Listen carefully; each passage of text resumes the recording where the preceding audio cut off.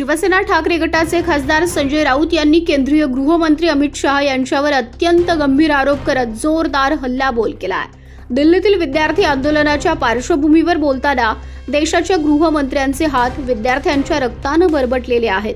त्यांच्या अंगावर विद्यार्थ्यांच्या रक्ताचे आणि अश्रूंचे शिंतोडे पडलेत अशी टीका राऊत यांनी केली आहे।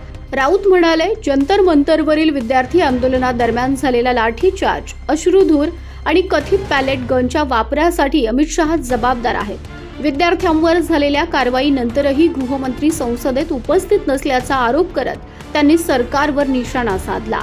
अँटी पेपर लीक विधेयकावर संसदेत चर्चा सुरू असताना पंतप्रधान नरेंद्र मोदी आणि गृहमंत्री अमित शहा दोघेही अनुपस्थित होते असा दावा करत राऊत यांनी सरकार राष्ट्रभक्तीच्या नावाखाली ढोंग करत असल्याची टीकाही केली आहे।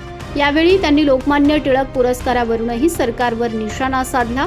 तसंच चंद्रकांत पाटील यांच्या एका वक्तव्यावर उपरोधिक टीका करत त्यांच्या संशोधनासाठी नोबेल पुरस्काराची शिफारस करावी असा टोला लगावला।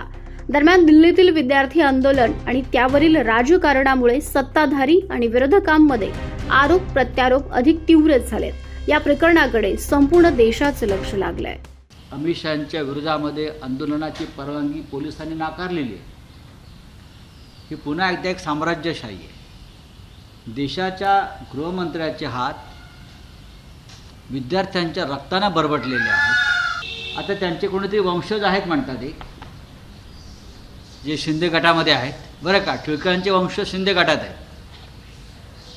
त्यांनी म्हणे यात राजकारण आणू नका सांगितलं आहे। मग अमित शहा कोण आहेत? अमित शहा कोण आहेत? अमित शहा हे का बाबामटे आहेत का?